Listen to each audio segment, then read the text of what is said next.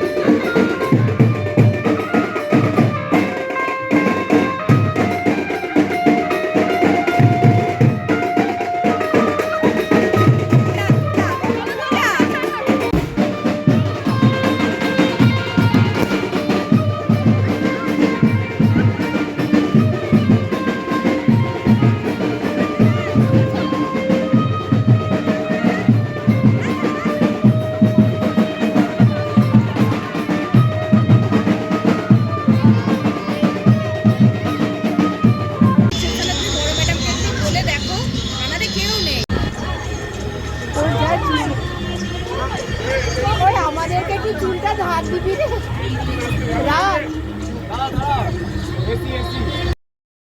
আমরা ওখানে পৌঁছে একটু কোল্ড ড্রিঙ্কস খেলাম, চিকেন পকোড়া ছিল খেলাম, ফুচকাও ছিল। তো ফুচকাটার খাওয়া হয়নি, কারণ 11:30 মতো বেজে গেছে রাত।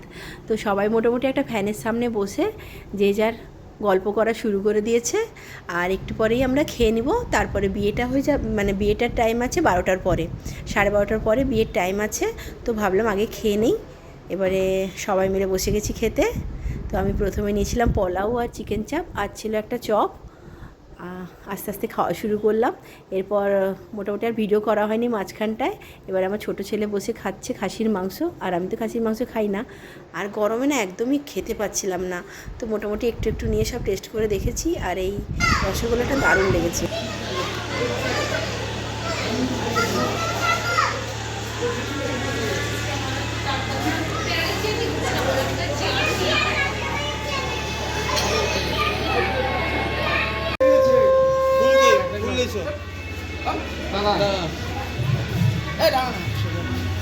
দেখি কি হয়, দেখি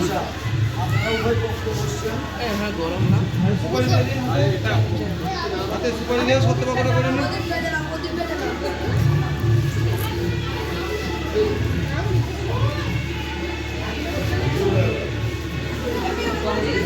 বসো না, বসো, আরে বসো।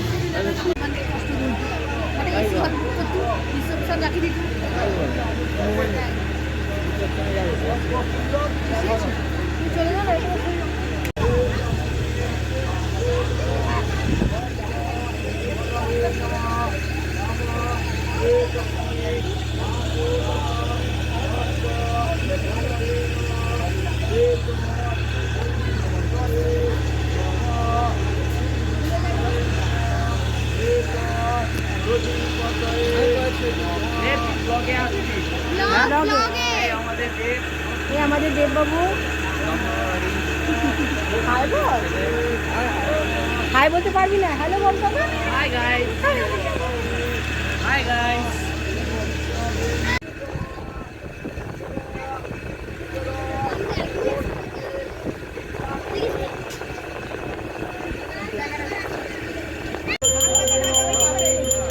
লাগিয়ে রাখো।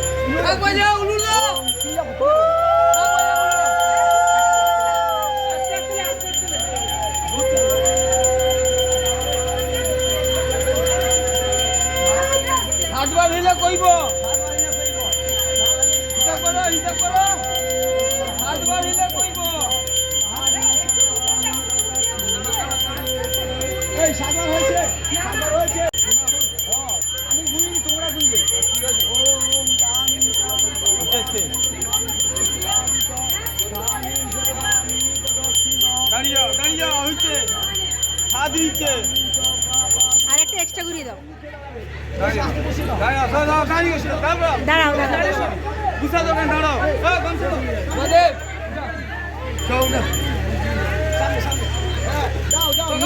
আবার আলো বন্ধ হয়ে গেল।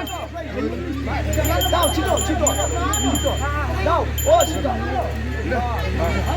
হচ্ছে ও মাটিতে নাম করো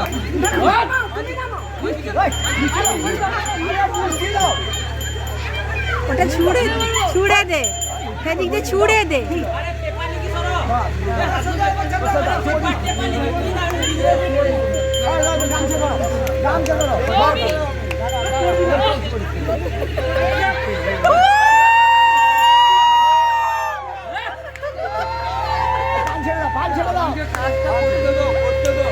পানটা পানটা কাঁধের উপর দিয়ে ছুড়ে দে।